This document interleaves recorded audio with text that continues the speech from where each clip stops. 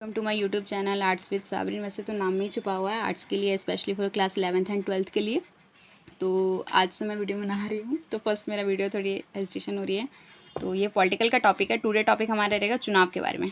तो हम देखते हैं चुनाव क्या था। चुनाव इलेक्शन, जिसको इंग्लिश में इलेक्शन बोलते हैं, चुनाव जनता द्वारा प्रतिनिधि को चुनने की प्रक्रिया को चुनाव कहते हैं। बहुत सिंपल डेफिनेशन है, जनता द्वारा प्रतिनिधि को चुनने की प्रक्रिया को चुनाव कहते हैं।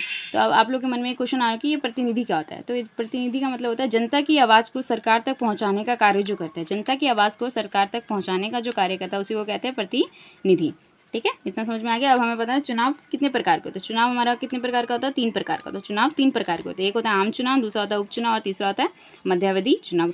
आम चुनाव किसे कहते हैं? अब हम लोग आम चुनाव का डेफिनेशन पढ़ेंगे। प्रत्येक 5 वर्ष के बाद होने वाले चुनाव को आम चुनाव या सामान्य चुनाव कहते हैं। इसके नाम से ही पता चल रहा है बिल्कुल साधारण सा चुनाव होगा या सामान्य चुनाव होगा। तो प्रत्येक 5 वर्ष के बाद होने वाले चुनाव को आम चुनाव कहते हैं, जैसे कि लोकसभा का चुनाव होता है। उसके बाद है हमारा नेक्स्ट उपचुनाव। उपचुनाव भी पूछा गया क्लास 12 के क्वेश्चन में, तो ये इसको हम लोग BVI कर दे तो ज़्यादा बेस्ट हो, क्या पता पूछ ले बिहार सरकार का, क्या है बिहार बोर्ड का।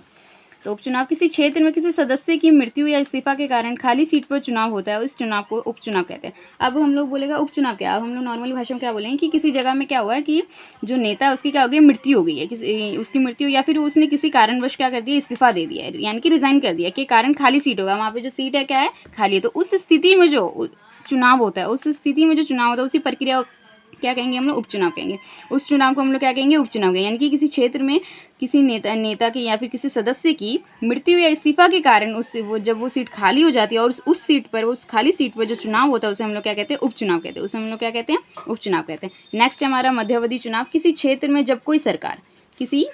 में जब कोई सरकार अल्पमत होने के कारण विश्वास मत हासिल करने में विफल हो जाती है, तो ऐसी स्थिति में जो चुनाव होता है उसे मध्यावधि चुनाव कहते हैं। यानी कि आप किसी क्षेत्र में क्या है, अब कोई सरकार है, उस पहले तो वो बहुमत थी, लेकिन उसके बाद क्या अल्पमत हो गया, यानी कि उनकी जो मतों की संख्या बहुत कम हो गई और लोग जो जनता है उस पर विश्वास खत्म हो गया, यानी कि विश्वास मत उसका क्या हो गया, हासिल करने में वो विफल हो गया, यानी कि लोगों का विश्वास नहीं जीत पाया। तो वो ऑब्वियसली वो फेल ही होंगे, यानी कि विफल हो जाएंगे। तो ऐसी स्थिति में जो चुनाव होता है उसे मध्यावधि चुनाव कहते हैं। तो ऐसी स्थिति में जो चुनाव होता है उसे मध्यावधि चुनाव कहते हैं।